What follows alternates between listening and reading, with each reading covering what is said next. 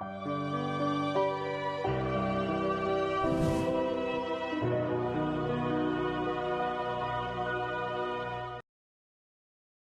evening to all of you again. Thank you so much for joining the webinar conducted by Entrepreneurs Lanka. We appreciate you for sparing the time to join with us today. The topic for today's webinar is Face the Challenge with Confidence and conducted with Dr. Kishu Gomez. It's a privilege to have you with us today, Dr. Kishu. And so, to brief you a little about Entrepreneurs Lanka, it is a registered nonprofit organization set up to help and uplift entrepreneurs across the island. If you would like to know more about Entrepreneurs Lanka, please check our social media platforms. We are on Facebook, LinkedIn, Instagram, and Twitter. And if you would like to find out how to become a member of Entrepreneurs Lanka, you can reach out to us through our social media platforms or contact me. I am the founder and president of Entrepreneurs Lanka. My name is Tilni Ostwald. So I hope you're very comfortable and enjoy the session today. And if you have any questions, please feel free to drop them in the chat box. And I would like to invite Director Roshan to moderate today's show. Over to you, Roshan. Thank you, Tilini. Good evening to all of you, all the ladies and gentlemen who are joining us today. So today we are going to discuss with a veteran in the industry, with Dr. Kishu Gomez, face the challenges with confidence. At this very moment, a lot of entrepreneurs are changing many challenges. So I think this will be a very useful session for all of you. So I'm handing over to our Joint Secretary, Sohan Kulusturia, to give a brief introduction about Dr. Kishu Gomez. Sohan, you're on mute. Sorry. Thank you, Roshan. Actually, it's a privilege to introduce such a person in this caliber.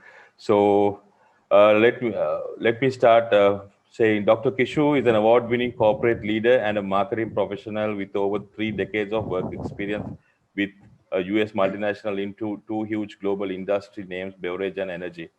He has gained foreign exposure through country assignments, global and regional projects work, leadership roles, and got a proven track record for corporate management, business re-engineering, strategic marketing, procurement, manufacturing, project management, exposure, market entry, and modern day HR philosophy and practice. So Dr. Kishu took the lead to bring out a change of attitude in young Sri Lankan professionals and inspiring them by becoming the youngest Sri Lankan to head a multinational organization. He has taken the lead to help young professionals, government and private sector organizations, and education institutes to make significant economic and social contribution for the country economic independence. Dr. Kishu was appointed to an expert committee to formulate the country's National Sustainable Development Mission and Strategy 2030 by His Excellency the President of Sri Lanka in 2007. Further, Dr. Kishu was invited from the tourism industry to head to public enterprises, Sri Lanka Tourism Development Authority and Sri Lanka Tourism Promotion Bureau as chairman to drive country's economic growth. He has won many prestigious awards for his superior business leadership performances, awards by numerous local and international professional institutes, and was rated as one of the topmost CEOs in Sri Lanka by various independent organizations and leading business magazines. As a speaker, he has addressed many national and international forums on various topics and has had the unique opportunity to address in the Global Marketing Forum in 2006 in Bangkok. Away from his normal work, he's blessed with many talents and interests. He was the national 110-meter hurdles national schools champion and Colombo district champion for 4 consecutive years. A man who strongly believes in personal branding, and he is also a singer, performer, to modeling and many more. He writes articles and has his weekly column in Sunday Observer titled Talk by Kishu, and had his popular leadership talk series on the national TV, IT, entitled as VIP with Kishu. So we can talk so much of things about Dr. Kishu. So I'll stop from here and over to you, Roshan, and over to you, Doctor. Thank you. Yes, Sohan, it was a great introduction. So before we start, I would like to mention that to keep all your mics and videos off unless if you're speaking, and then to make the session more smoothly run. So over to you, Dr. Kishore. I know. Thank you. To begin with, let me thank Thelini, the leader of this beautiful organization, for roping me in through social media. She got through to me and explained to me about the need, and I was not hesitant to accept the invitation, given that this is an important stakeholder group for the country. I must confess that this is my 6th Zoom call for the day. Luckily, I don't have another one after this, so it'll be the time for me to relax. But started the day at 7 a.m. and had a 3-hour session from 7 to 10, which is for my office folks, and then got on with a few others, helping different other organizations. And as agreed with Thelini, here I am, ready to spend 1 hour from 6 to 7 to try and share my experiences with you guys. Yes, so I'm more than happy to be a part of this very important engagement.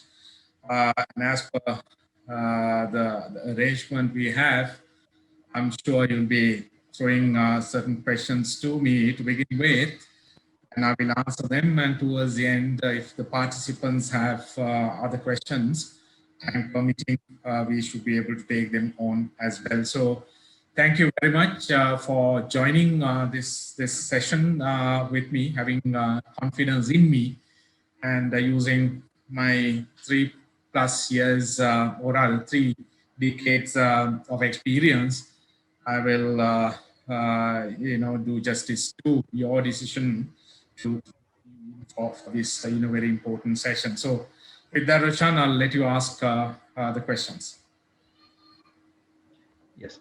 The first question, Doctor, there was a question that came in. Due to this pandemic situation, many entrepreneurs are facing various challenges, and it is almost difficult to overcome some of these. What advice can you provide to them to face these challenges and sustain their businesses? Okay, right. Hello.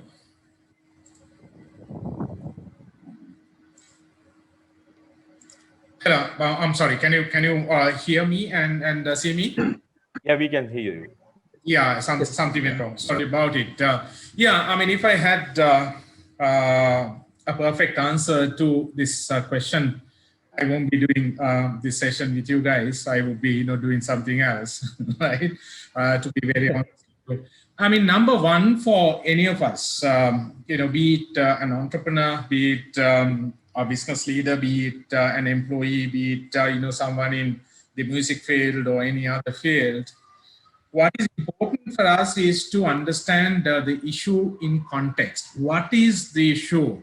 Is it an issue where we can, find the desired answers, or is it an issue where we have to accept the challenge and accept, all the realities of the business world and our personal lives, and getting that alignment in the first place, and then obviously coming up with strategy in order to see what challenges are relevant to different individuals and different organizations, and how to encounter those with the best of your ability.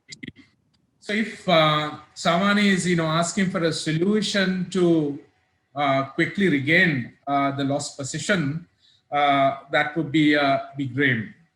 I was going through some literature yesterday to be able to prepare for another important discussion I had in the morning. I laid my hands on a piece of analysis that was done, and I saw the figures. The G7 countries are estimating to be the economic impact. The G7 countries, it includes, all the big economic giants in the Western region, Canada, USA, and all those countries. And the minimum GDP impact, negative impact that was forecasted or estimated out of the 7 countries was 25%. And that's prior to the third wave or the wave the world is confronted today. So this is taking into account the impact on different geographies with the second wave. So that goes to show that it is an issue for which there are no perfect answers, and it's not about being able to take on the challenge, beat the challenge, and continue to be a winner at the same level in the short term, right? So if someone is expecting a quick turnaround, if somebody thinks that, we have all the solutions under the sun for this, humongous issue, then that is an issue, right? So the first thing that we need to understand is that there are a lot of things that we do not control. And the things we cannot control, there is absolutely no point in worrying about, talking about, during your leisure time is okay. But, if you go beyond that, just wasting time in talking about things we don't control, then we are only going back on the reverse gear. So we need to distinguish between what is controllable, what is not controllable, having understood the magnitude of the issue, and realizing what can be done, what can't be done, and then obviously funnel it through, decide what you can control, and direct all your energy and effort, use all the knowledge you have, all the experience you have to try and control what you possibly can control, right? So as I said, be it entrepreneurs, anyone else, that's the first assessment and the conviction that you need to have. So how can, one respond to the challenge? Well, how does that affect you as an individual? How does that affect your business? And given this, new norms and new regulations, limitations, impediments, and the barriers, within those, to what extent can you be successful? So have your realistic goals and have plans in order to try and achieve those realistic goals in the short term. It's a good thing to be very optimistic, and in the normal world you can be very optimistic, but in the new normal world, or I would call it the next normal world, you got to operate within the realities of the new world, because otherwise you will be taking on a challenge that you can do nothing about, right? So just expecting the biggest things or big things in the short term, will only drain, more of your resources, more of your energy. At the end, you'll be landed with greater frustration. And even if the environment improves, you will not have the desired interest, the level of, optimism that you need to have, level of energy that you need to have in order to be able to recover. So that's the kind of understanding that we all need to have. And before I take on the next question, while in the short term we have to accept some level of defeat, we have to also keep in mind that after the first COVID wave in Sri Lanka, the economy recovered, the businesses recovered to a very great extent. And then the second wave came and hit us, and it was, the impact was worse than the first wave. But if all of us remember what happened since December, since November, the the trend started to basically take a different shape since November. November, December, January, February, March, and April up to New Year, things were looking really promising, really good. Unless otherwise, someone had a unique, specific issue, and due to that issue, the results were different. By and large, as a country, we recovered. And same way, there are other countries where recovery has been phenomenal. Recovery has been very good.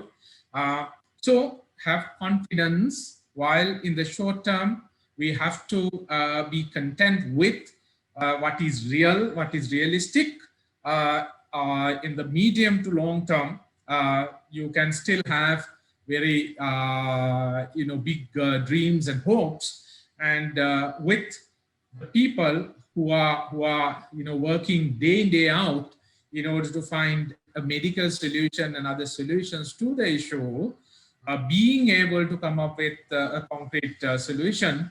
Beyond that, we will be able to really, step up our game. Until then, work within the realities of the world, but prepare yourself to benefit from the next takeoff.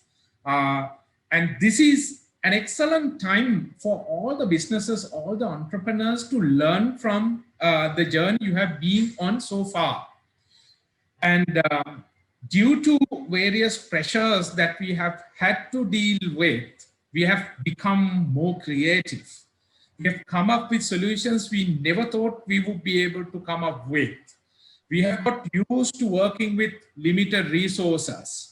And those days, if there was an activity that was done with 10 people and we thought that we really needed 15 people, with COVID teaching us lessons, we have realized that in fact, 10 people were too much, and we actually could have done the same activity with 5 people. So what does that give you in terms of business knowledge, business competence, and business skills?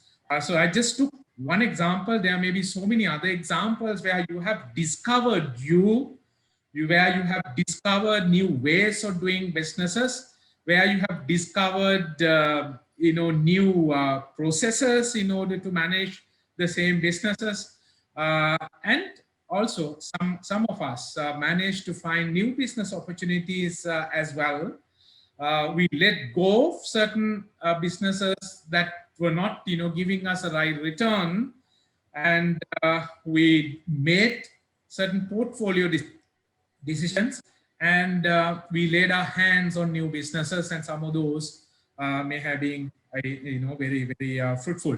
So to sum the second part of my answer up, let us use that gain knowledge, new knowledge, which we wouldn't have otherwise gotten, in order to prepare ourselves to be a super entrepreneur, super businessman, super performer as an individual, and super performing team. So that's good. And then also, obviously, this environment brought people together, and this organization, I guess, is stronger now. There is a greater bond that you have been able to build, that is also a plus point out of this pandemic situation, where you guys are sharing knowledge and becoming smarter and more knowledgeable business community. Yeah, so that's my little response to the first question, and I will take the second one unless otherwise you have any leading questions out of the first question. Yeah. So that was very very valuable information that you shared, Dr. Kishu. And now the next one is coming from an entrepreneur in the tourism industry. I think we must know that many entrepreneurs in the tourism industry are having issues. So he mentions that where is Sri Lanka tourism headed with this pandemic, with the biobubble concept? It is the high-end organizations. What he's asking, is it the high-end organizations that clearly gets the best out of it, what are the challenges and opportunities for small scale tourism entrepreneurs? Okay, so that's a very tricky question, and as the former chairman of tourism, I have an answer to it. This question basically distinguishes big people from the middle and smaller people. So if you really look at the nature of big and small, I'll just put that into two buckets so that it'll be easier for me to explain. But bear in mind that there is a middle, category as well. The upper end, the bigger guys are very formal guys. They have the right processes. They have the approvals. They have all the endorsements. They have all the certifications necessary. They have gotten their operations audited by independent organizations to be able to entertain the tourists who are coming into the country within the bubble. The second category is disadvantaged, and I can read between the lines, and it is that frustration that is popping out of this question. So why is there an issue in the lower segment or the small category? That's because most of them are not registered with the Tourism Development Authority. Only about 30% of the tour operators and hoteliers are registered. So when you are not registered, as a government or as the tourism board, as the governing authority, you can't offer any assurances to the tourists to be coming into the country, right? So you got to understand that the government, the tourist board, has to take accountability for all their decisions. So big or small, you need to ensure that you comply with the requirements of the sovereign government and the tourist board. So there are small tour operators and hoteliers who are registered, who are not disadvantaged, right?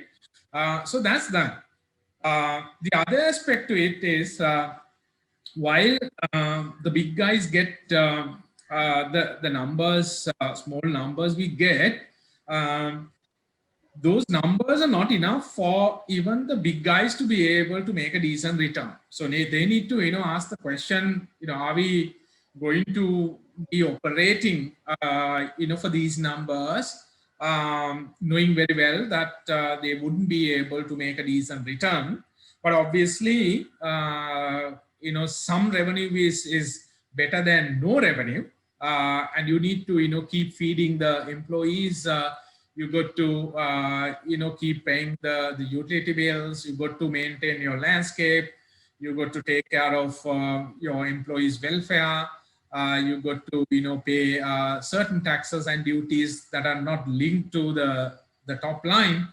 So therefore, and you got to keep servicing the bank loans. So obviously, even at a loss, you still accept these numbers. So for a small category tour operator or a hotelier to be able to benefit from the small numbers that Sri Lanka gets, obviously those approvals have to be there, and you have to respect the country's regulation. So that's one aspect. The other aspect is, should we be operating even on the bubble concept, given the latest challenge we are confronted with, right? Now, there are certain political and social issues the country is confronted with. If you open up the borders for certain countries and not open up the borders for certain other countries, it can have very serious consequences. Are we able to say no to India as a country, given the political, bond we have, and over that bond, us getting, various benefits as a country? So it's a hard decision for the government to be able to, keep promoting the bubble. So while certain other countries have done it beautifully, if you really look at the nature of those countries, things are very different. And everyone talks about Maldives. Maldives is very different. Maldives has 2,000 different countries, right? They have the bubble concept inbuilt, right? So what you do is you fly in the tourist into the mainland, and then from there they are transferred to a resort. And resort is a bubble anyway, and things are very well controlled. So therefore, a country like Maldives can handle that situation much better. But if you take another example like Thailand, where they opened borders for tourism immediately after the second wave was controlled, country today is suffering hugely, which we all know, right? So we don't want to be like Thailand. We don't want to be like another country. So there are so many examples, and due to the time limitation, I wouldn't, go into too much details. So the solution lies in controlling the pandemic in the country, and there are certain good things being done. Obviously, a lot more needs to be done before we are able to say we have reached a level where we can now entertain the tourists. But let me, at this part as well, before I conclude my answer to the question that was raised, 1.4 billion tourists having roaming around the world prior to the COVID breakout.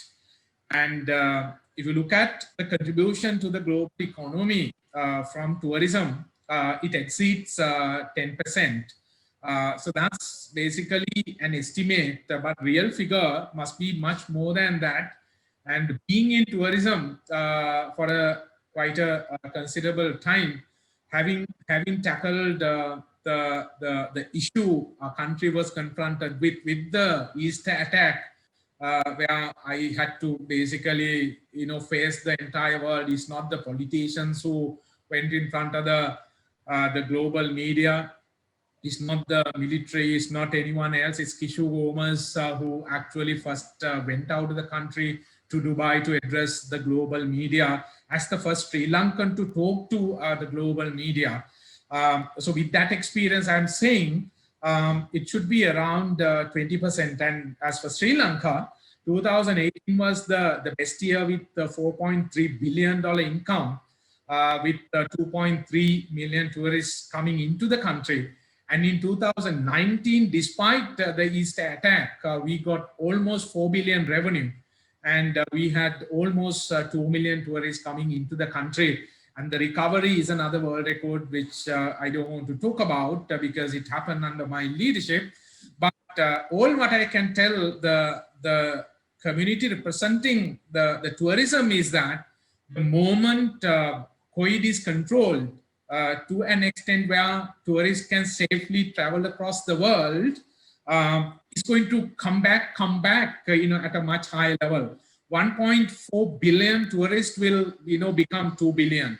10, $12 trillion global revenue the tourism industry generates. I mean, these are all estimates. Don't hold me hold me accountable for these numbers. I'm just, throwing some numbers, just for you to be able to understand how big the tourism industry is. So obviously it's going to come back, and Sri Lanka is the most diverse country in terms of tourism products that you can experience within the shortest possible time. We have the largest water-based animal and the land-based animal, blue whale to the elephants. Within just 1 hour traveling time, you are able to sight both, and you look at the landscape, and other than the landscape, we've been promoting like the beaches and tea gardens, all of that. We are the best country in the world for adventure tourism. Just over 1.5 hours, you have the sea, you have the flat land, you have then the hill country, you have the streams, and you have the rivers, you have various landscape that you are looking to navigate in adventures, adventure tourism. So we got all that, and it's just about putting the whole thing together, packaging it together, and going out. Mind you, in Sri Lanka, there is a large population who's waiting until the travel bans are lifted, where you can go to a country and you don't need to serve the quarantine period, and you are able to go around to go out. And that number, mark my word for it, would be more than double if you look at the previous averages, right?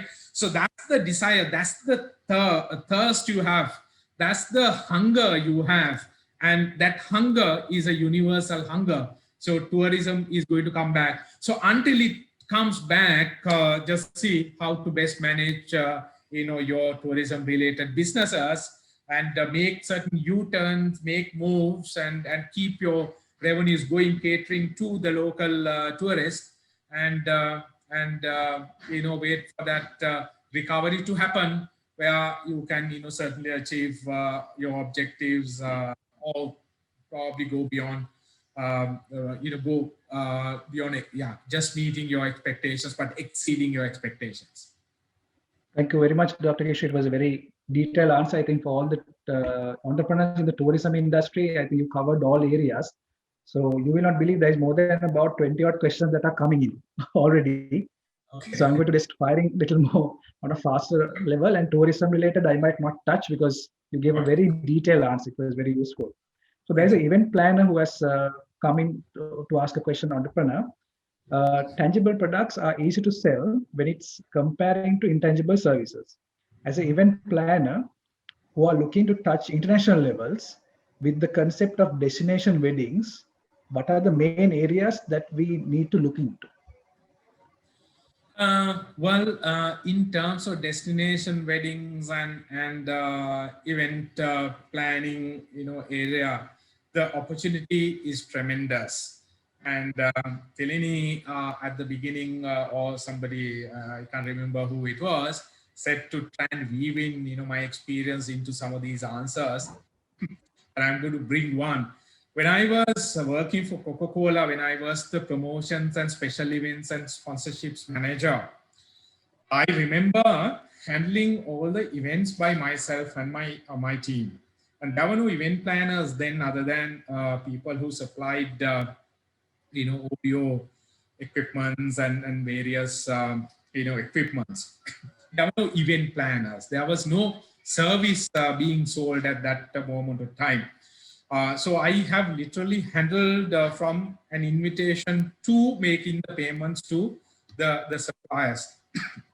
Right? So that's my experience. And now it's a different ball game altogether. You only come up with an event, and organizations or individuals or families, whoever who are seeking to have events, would simply take the idea to an event planner, and everything will be done by the event planner. If it is an event, buying the coconut and beetle leaves would be done by the event planner, and you only have to, just walk into the place where the ceremony is happening. In terms of event planners, with tourism coming back on stream and businesses being able to recover post-COVID, obviously there'll be a lot of events. And over the past 2 years' time, companies have been deprived of being able to have these events that are critical. Obviously, when there were breaks after the first COVID wave and the second COVID wave, there were a lot of events, and there was recovery in the event planning sector after the second COVID wave. So we saw that recovery, and we can expect the same recovery after this wave as well. destination weddings is a service that Sri Lanka can promote heavily. And there are numerous reasons to it. Obviously, as we all know, that there is wealth in the Muslim countries. There are a lot of people who are taking weddings outside their home countries for them to be able to have very modern events, mainly weddings, right? Pakistanis, even Malaysians, Indians, and those who live in the Middle Eastern countries, they love to come to Sri Lanka. And with all due respect to those who follow Islam, there is a percentage that takes liquor. There is a large sizable percentage that has embraced modern way of living their life. And the second and third generations of some of these countries that I mentioned are actually living in the Western world, and they don't want to go back to their home country to have a conventional wedding. They want to go beyond that. They look for destinations where you can have all conventional things and have some extra things. And I have handled many destination weddings myself as the chairman of Sri Lanka Tourism, and also at a personal level, having worked for a US multinational company in the capacity of a global leader for almost 20 years, in order to help some top leaders of the organization. I have at a personal level handled many destination weddings. So it's humongous, and people have been looking at Sri Lanka more and more for destination weddings and destination events, and conferences, incentive trips, and things like that. And during my time, we have gotten special approval for charter flights and to book 2-3 hotels in the same locality, dedicated to be having these events. So we know how to do it as a country. Our infrastructure is fully geared, and our authorities understand how it works, and they are very supportive of that. So all what I can tell in response to this question as a summary is the sector is going to get expanded by leaps and bounds. But for the moment, obviously, you have to be contented with little events here, there. For the next several weeks, nothing would happen. So that's a reality one has to accept. But beyond that, be prepared, and be prepared to compete effectively and more successfully. And going beyond this question, I would like to add something that would probably be food for thought for everybody. This no action time, which we call the lockdown time, isolated time where travel restrictions are there, spend that time telling yourself that you've got to be competitive than ever before. World is going to be more competitive. So this new environment, not the new normal world, but the next normal world, that's the terminology I prefer to use. The next normal world would be more competitive than the new normal world and the old world, right? So therefore, don't expect the results to fall on your lap. It's not going to happen that way. Even if the global economy recovers faster than we think, even if Sri Lankan economy recovers faster than we think, and the businesses recover faster than we think, and individuals would be able to perform much faster than we think today, the next normal world is going to be fiercely competitive, right? So just look at yourself and see how you can be more competitive and what you need to do in order to be more competitive during this period, so that when the opportunities surface, you would be then able to capitalize on that opportunity to be able to achieve success. The success is not something that will come your way with the economic recovery. Success is not something that you will naturally get with COVID being controlled. It's not going to happen that way. The thing that's going to ensure success is your level of competition. How competitive am I? How competitive is my business? And what can I do today? What can I do from tomorrow morning to be more competitive? So it is all about, using the best knowledge you have, using all the skills you have, using all the wisdom you have accumulated, all the instincts you have been able to collate over the years, putting everything together and funneling that through and taking the essence of it, using those essence to be more competitive. So with that, I will pause and take the next question. Super. Dr. Kishore, now there's an interesting question that comes across with regard to the cash flow and relationship with employees. I think a lot of the entrepreneurs has that problem, whether you have to have the employees or you have to take a decision. So question is, in the current situation, how can small business balance its survival, cash flow positions, and its relationship with employees? As most businesses will generate less income, it could be difficult to make ends meet and pay salaries on time. Should a business give more importance to its short-term cash flow positions and risk the good relationships with the employees, or should it take a loss and move forward? That's what the question. It's an interesting question and a burning question. While it is interesting, it's a burning question, and that's one question everyone is landed with, be it small entrepreneurs, small businessmen, be it middle level or largest conglomerates in Sri Lanka. Yes, I mean, if you ask yourself as a human being, what is your aspiration, in life? What are you chasing? When will you be able to call yourself a successful individual?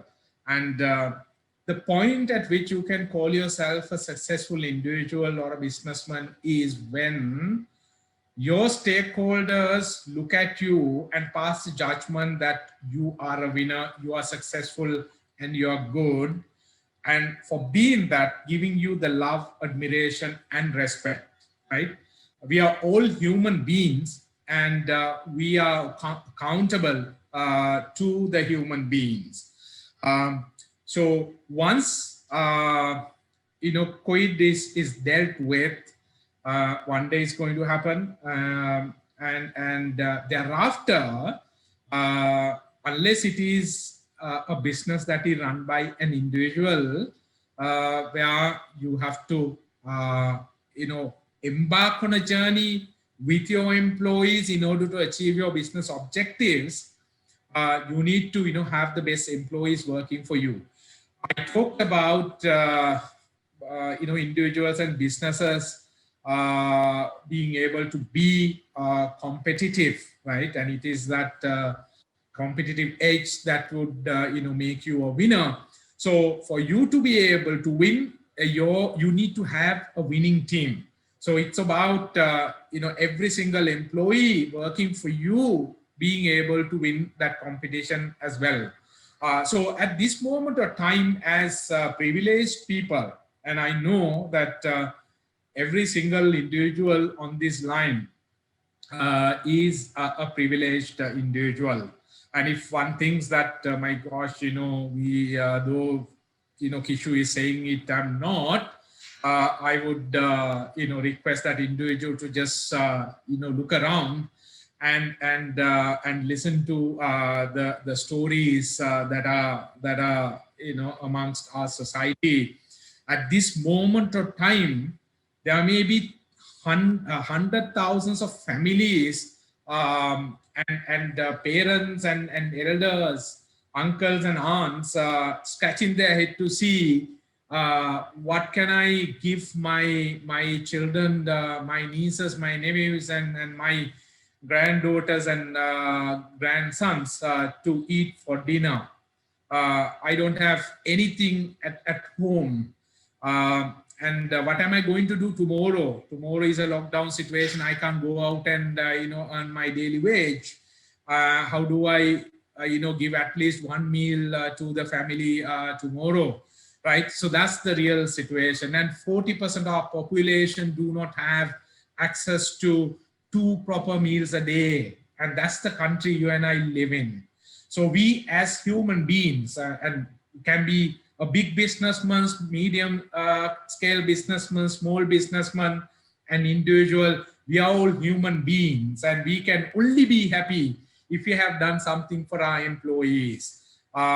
Yes, so that expectation is there on the heads of our employees. But what do we do if we do not have the cash flow to support? My heart is there, but I don't have cash to pay. What do I do? So surely that's a very fair question, and we need to find solutions. If we are unable to pay 100%,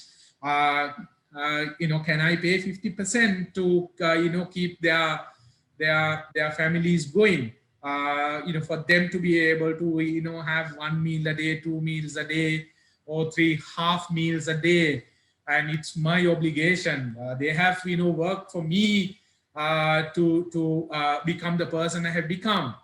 And it is thanks to them that I am driving the European vehicle, and it is thanks to them that I live in Colombo and Battaramulla and those lovely areas. And it is because of them that I have my 2-story house, 3-story house, 4 rooms, air conditioned, and it is because of them that I am able to send my kids to international schools, and rest of the story I don't need to elaborate on that any further. So your first obligation is to your employees, and I would do I would go out of the way. I'll do anything to ensure that I keep my employees going as long as I can. And if we are not able to go beyond a certain point at that moment of time, if you have to give up, let's give up. We have no choice, and we are in the same boat. So you have no meals and I have 1 meal a day, and tomorrow I will not have a single meal. If we get to that, yes, we will explain. But I think as successful individuals, as intelligent people, as people with human values, we should do our best to keep the employees going.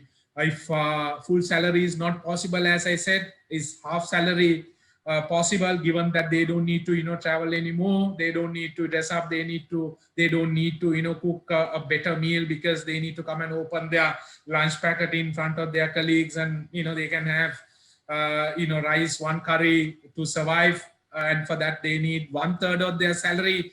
Can I pay their salary? Can I borrow at the reduced rates by the banks, which is dictated by the government? If you have gone beyond your threshold and you can no more borrow, well, that's a scenario. So I think, we need to take care of people as human beings. And if one is a successful businessman, there is one value that you have got to, have. And if you don't have that, you will only have short-term success. You will not be able to be successful in the medium to long term. And that's respecting human values. And that's taking care of human beings. That's doing something for others. And the day we close our eyes, if we are to be happy, we have to honor that obligation. So let's do our utmost to as long as possible, honoring that social commitment, as true, genuine human beings. Okay, doctor. So we can go for another question. I think this is coming from the agricultural. mentions we have our own brand, ME Grow, and it is related to agricultural SME. Nowadays, it is not possible, and how the COVID started to wash it away. So if we are trying to make it strong again, will we have to go away from the traditional business? What is the possibility related to the substitutes to replace the materials, and how can we manage the new business culture? Long question, and it has different angles to it. I am not 100% sure if I got the question right, but if I give you a summary, and if that summary matches the whole question you read out, give me a nod, then I'll answer it. The question, as I heard, is a question where somebody is asking whether COVID will change the nature of the agriculture business, and whether there'll be substitutes and alternatives the world would come up with, which would subdue the value of traditional agriculture. Is that the question? Yeah, that is right. Traditional agriculture, whether you got something. Yeah. Right. Okay. So I'll basically answer that question as I summarized it. Well, I don't think COVID has any negative or positive impact on the agriculture business. If at all, in terms of marketing agricultural products, there may be new ways, new processes, new tools, new systems, new way of doing marketing and distribution and sales. But production part of it will not change due to COVID, and I don't think that's going to happen.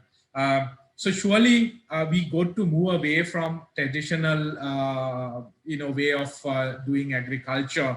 We need to embrace new technology, and government is obviously banning all this fertilizer, which is a separate thing altogether. I will not weave that into this answer. But if we look at our competitiveness as opposed to some of the other countries, and I'll take just one example I've been using for quite a long time. When we as a country spend 40 rupees to produce a kilo of paddy, the competing countries, and let me name those competing countries: India, Indonesia, Pakistan, Thailand, Philippines. If you look at how much they spend on an average, it hovers around 17 rupees per kilo of paddy, right? So that goes to show how uncompetitive we are as a nation. So our cost of product is much higher than the cost of product of the other countries, competing countries. So from that perspective, yes, we need to obviously embrace technology, enhance our rate of production to try and bring down the unit cost so that we can give the benefit to the customers. And while giving the benefit to the intermediaries and to the customers, we are able to make a better return as well. And then through the same process, we will be able to minimize the importation of some other agricultural produce. And we are a country where we still import salt. We are an island. We import dry fish, and you know it very well. And we import chilies, dried chilies. We import spices. And thanks to COVID, we have now discovered that we can grow most of the products we're being importing from other countries, which is a good thing. So in fact, while I said that COVID would not have an impact, actually, now to see there will be a positive impact on agriculture, because countries would look at food security as a big ticket item than ever before. Every single country, regardless of the cost that they need to incur in order to produce, will take a call that they need to be self-sufficient, because that's one big lesson that we learned out of COVID. So therefore, actually, there can be an expansion But surely just feeding our country is not enough from the agricultural sector. We need to see if we can be competitive elsewhere in the world, and that's how we can grow our economy. There is absolutely no point in trying to share the pie that is already there. We should look at expanding the pie in order to create greater value, and then a certain portion of that pie, we should be able to export, through which to generate a foreign income. That's when we can, be happy that agriculture has delivered good results from the country's economic development standpoint. So without that modernization, without embracing technology, 10 years down the road from now, 15 years down the road from now, we will not have enough people to carry on with agriculture, because the modern day kid, wouldn't want to get on with conventional, way of farming or doing agriculture. They certainly wouldn't mind, getting on to a, off-road, type of machine and driving it, wearing a denim and, Adidas, Nike cap, and, wearing a nice wristwatch to, whatnot, right? And pair of boots. So we need to go through that transformation anyway. And without that, there will not be future. Yes. So the short answer to it is there has to be a transition. Industry will get expanded. We need to embrace technology, but there will not be any alternatives to agriculture. Agriculture will continue to be agriculture. And if we can embrace technology and expand our production, where unit costs can be brought down, there will be a greater return that you can accrue out of agriculture, which would not only help people who are in agriculture, but help the country in order to develop the economy to benefit every single Sri Lanka. Yes, that was very valued answer, Dr. Kishu. And now for the audience, I have a small message. There are so many questions coming in, and we are like on the last 5 to 10 minutes that we are going at. So apologize that we could not take all of your questions, but we would like to open up for the audience, maybe for the last 5 to 10 minutes. If you have any questions directly to ask Dr. Kishu, I think now is the time for you. Sohan, will you be able to check if anybody is interested to ask a question from Dr. Kishu? They could maybe. Yeah, okay. If you have any questions you would like to ask directly from Dr. Kishu, please raise your hand so that you can unmute yourself.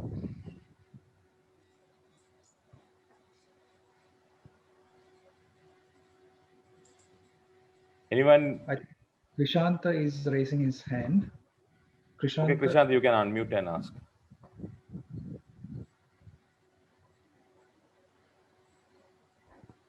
Krishanta, if you're there, you can unmute and ask the question.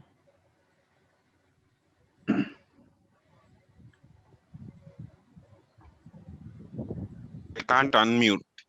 Okay. All right, now we can hear you. Can hear you. Doctor, can you hear me?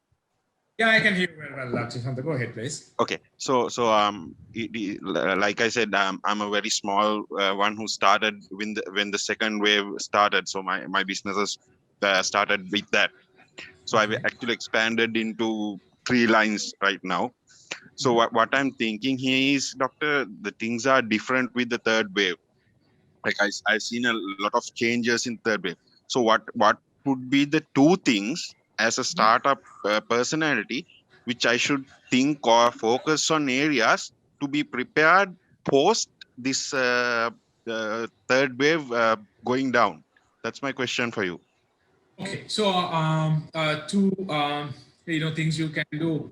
One thing I can tell, which would not only apply to you, it would apply to anyone else in business, is to keep your cost structure as low as possible, so that you can be very flexible in making moves as and when you see a change in the operating environment, right? So that's one. Keep the cost structure as low as possible.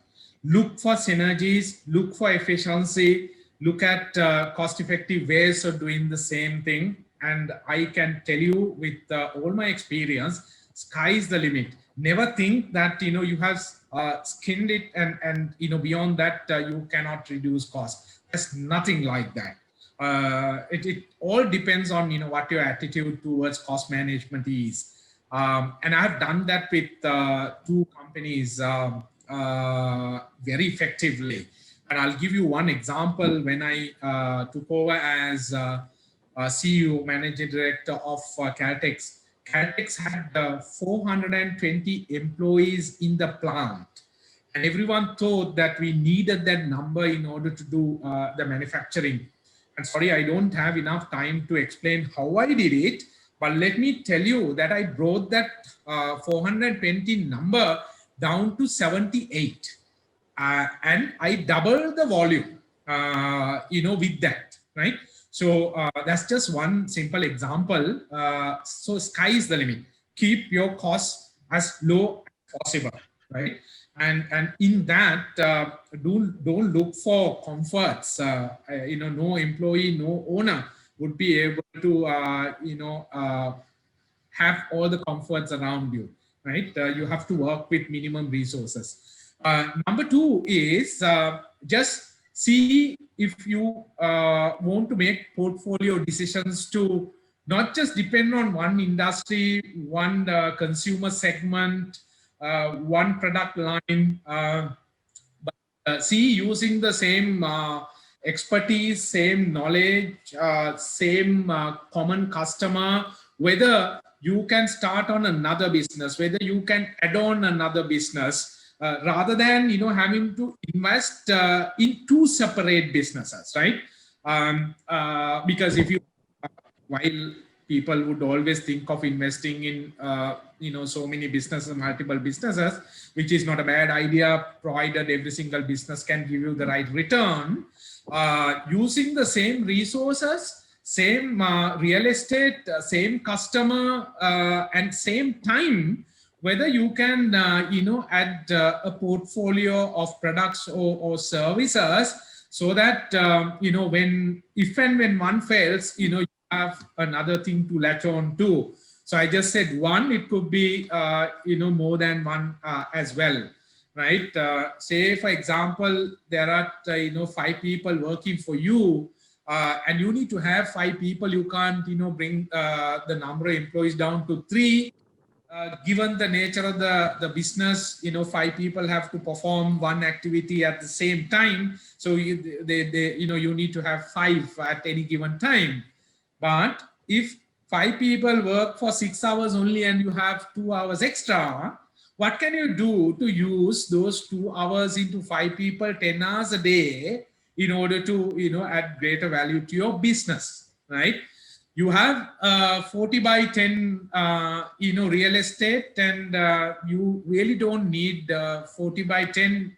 And with 40 by 5 or 20 by 20, you can run the same business. What do I do with the rest? Is there anything that I can, add? So that way you can expand your risk. You can, better manage your risk. So since you asked for 2, I thought those 2 would be the most relevant given the time limitation. And thank you. That's a great question, which would benefit a lot of people. Thank you, Doctor. Thank you, Doctor. And also we have exceeded time about 3 minutes. Maybe can we take one more very brief? Yeah, probably we can take one more question, Roshan. Yeah, only one more question. Very brief question. If anybody would like to ask, maybe we will go ahead with that.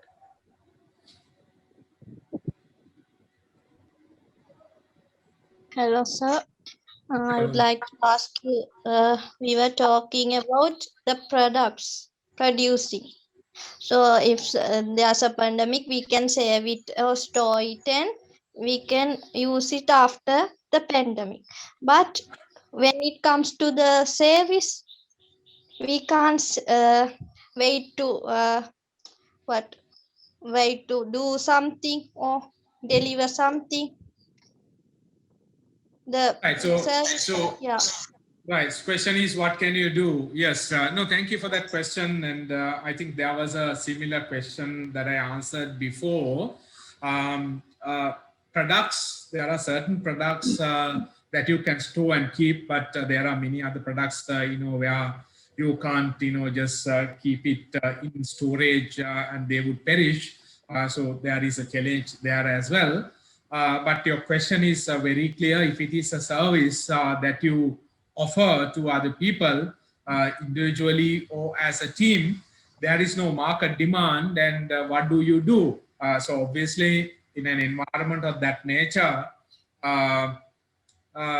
there is only a very little one can do. So one is, if there is no demand during the pandemic for the service that you have been offering or you have been marketing, is there any other service that is demanded during the pandemic period? Because of the pandemic, those services are required. Can you, switch from your original service to a new service using the same resources, same knowledge, same people, and the same experience, right? So for example, a lot of people who are in the tourism industry attached to kitchens, working as chefs, running restaurants and things like that. When businesses went down, some of them started their own kitchens at home and did the home delivery, and that created some wonderful products, different flavors of food. Wonderful. I mean, I don't need to give you details. You just go into social media, you'll be bombarded with so many creations, right? And those who were using vehicles for the tourism industry got on to providing different other services. So like that, they made moves. So if there is any opportunity to make those moves using the same knowledge, same skills, same experience, same people, same contacts, maybe you should look at that. Otherwise, if your estimate based on what you see, what you hear is that it's going to take 6 months for the service to come back, then obviously you need to think of something else. So there are those challenges. I mean, as compared to your situation, let's look at an employee who has lost his job, his or her job. About 30% of the workforce that lost jobs and not being able to regain their jobs. And politicians don't talk about it. Other leaders don't talk about it, but you know it very well. 30% of the workforce, that lost jobs during the second wave, have not been able to, get new jobs. So they are just, idling at home. They are doing various things. They are struggling big time in order to, survive, right? So there are similar situations confronted by others as well. So this is a universal challenge. This challenge affects every single sector, be it a product business, product-related business, service-related business, individual service that you provide. Let's say, for example, you are an architect and your job is all about doing drawings, and not many people are investing in building houses, so therefore there is no work. So everyone is affected. So that is something that we have to understand and accept, as I said right at the beginning. And accepting that, you have to ask yourself, how can I deal with the short-term challenges? What do I do in the midterm, and how do I play my game for the long term? So having answered the question, let me go a little beyond as my closing remarks and pass the mic back to Roshan. You've got to have a game plan, be it a service, product-related business, individual, professional doing a job, whatever, whoever, you need to have a game plan, right? Take the realities into account and develop a plan to stay afloat, just to be able to keep your nose above water, to be able to survive in the short term, and look at new opportunities to see if you can go beyond that, whether you should make moves in order to keep your level of success going, in order to raise your profitability despite the pandemic. There may be situations like that. So that being your short term. Medium term, what do I do? And long term, what do I do using my experience prior to COVID, my experience with the first COVID wave, second COVID wave, and the third one, which is the most difficult one. How do I, prepare to play the game more effectively in the long term? And that game plan is a plan I suggest that you write down, put it down. I mean, not by way of a very professional document. That's not what I mean, but jot it down, write it down, note it somewhere in your phone, in your laptop, on the whiteboard, or in a piece of paper. Write it down. This is how I am going to survive. This is how I'm going to capitalize on the emerging opportunities out there in the market. Thanks to COVID, some new business opportunities. How do I switch gears to be able to succeed in the short term? And how do I then accelerate to be successful in the long term? And to be able to succeed in the three horizons that I explained, that is one thing that you need to do. And without that one thing, nobody will be able to succeed. And that is being more competitive than ever before. And you keep talking to yourself on a daily basis, tell yourself, I need to be more competitive by the end of today. And I need to be more competitive by end of this week. And I need to be more competitive together with my team by end of this month. Keep talking to you, keep telling you, look at ways and means of being competitive, getting the better out of you, getting the best out of you, being the best person you can be, being the best business you can be. You will certainly succeed. The world in previous centuries have faced similar pandemics, and explains that. And during our time, world has been able to bounce back from many calamities, many economic and social and health issues.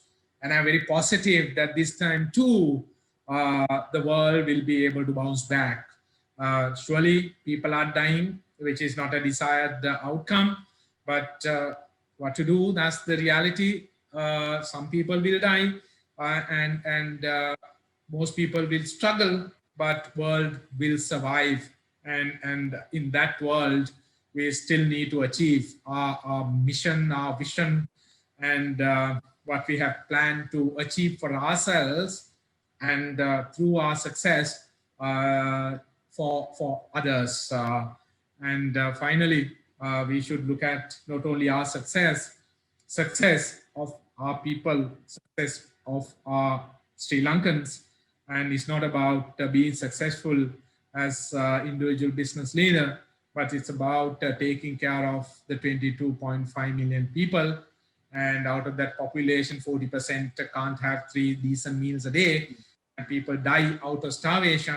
And as people who can do something about it, we have an obligation to go beyond us, go beyond our families, go beyond our friends and our other close circles to have a positive impact on the lives of all Sri Lankans. And let's share that common vision, and let's do something about it. Let's be positive and face the challenge effectively and successfully. So with that, I will quit. Yes, thank you, Doctor, very much for the great session. And as all good things comes to end, now we have to unfortunately stop the discussion. But before that, we want to hand over to our director of EL, Tamashi Hettiarachchi, to give the vote of thanks of this great event. There were so many questions coming in. We apologize that we could not cater everything. We have gone overtime as well. So Tamashi, over to you. Thank you, Mr. Roshan. I'm sorry I cannot on my video for some reason. Sean. That's okay, Tamashi. Please proceed. I, on behalf of Entrepreneur, sincere gratitude to Mr. for sharing us his valuable insights and guidance on how to overcome the challenges we face with confidence. I appreciate you for sparing us time from your busy schedule, and I'm certain that our members were able to gather immense support from the knowledge and experience you shared with us. It was indeed the energy boost we all needed during this pandemic situation. Thank you. And to all our members and the guests who join us through Facebook, through Zoom, thank you so much. And it was indeed a pleasure to have you on our webinar. We hope you enjoyed the session as much as we did setting it up.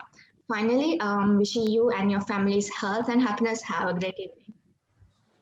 Thank you so much. And lastly, I would like to thank Tilini once more for roping me in for this very important engagement. I'm glad I managed to keep the energy going despite the fact that this was my 6th Zoom call for the day. Thank you, Dr. Kishu. I lose my voice, and I actually closed my video for few times. Treat my throat with little sips of water, and that kept me going. So thank you very much. Hope I managed to add some value, and wish every one of you a better tomorrow. And better tomorrow will not be gifted. Better tomorrow is something that we all need to get together and create. So let's be determined to create that. God bless you all. Samata Peruan Sarna. Thank you. Thank you, Dr. Kishu. It was a pleasure having you. Thank you, everyone. Have a great evening. Bye.